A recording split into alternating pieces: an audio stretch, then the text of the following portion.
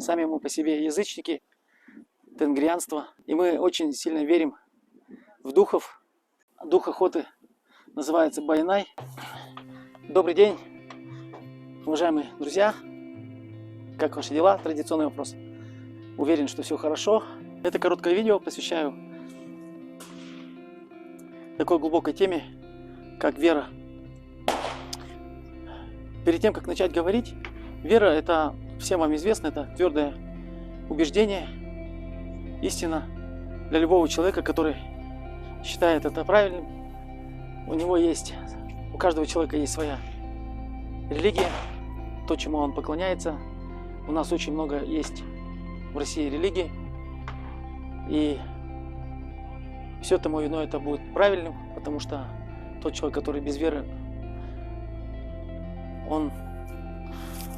ему будет сложно в этом во всем, потому что само по себе понятие с этим связано, обеспечивает человеку делиться, делать хорошие вещи, помогать, быть полезным само по себе.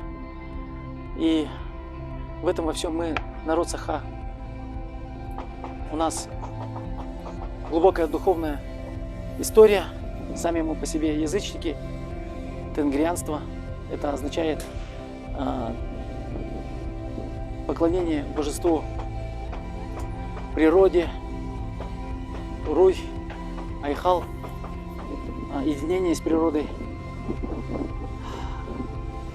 Мы выросли и живем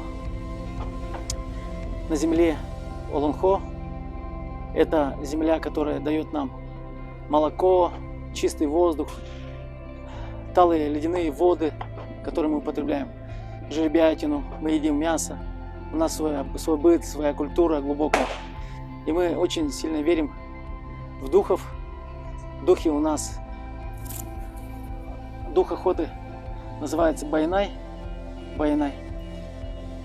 Это то, когда любой мужчина идет на охоту, он делится правильными вещами, кормит огонь, делится частичкой самого себя с природой и шепчет, делает такие определенные ритуалы, чтобы у него все сложилось хорошо на охоте, и он был доволен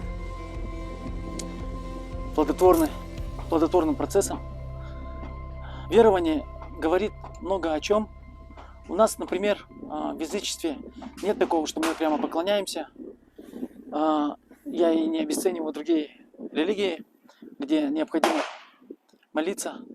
В основном мы исходим от себя самих. В холоде все зависит именно от нас самих. Человек уверен в самом себе, в своем опыте, в своей технике, в своих способах, в своих друзьях.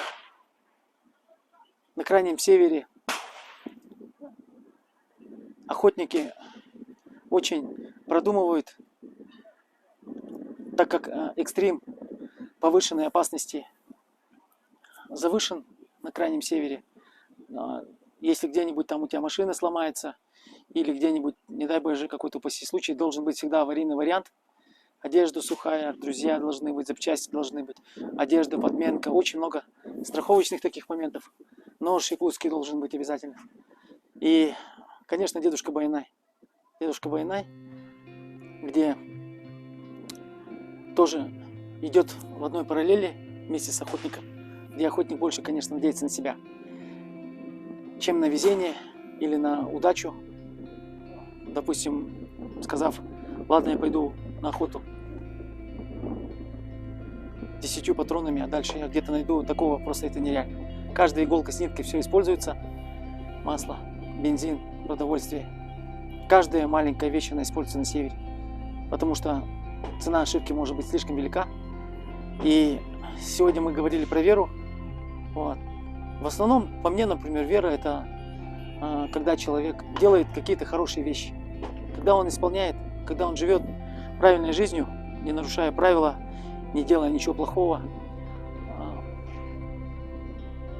Можно сказать, ему удача везде фартит, улыбается, и он открыт, легок и получает полное удовольствие.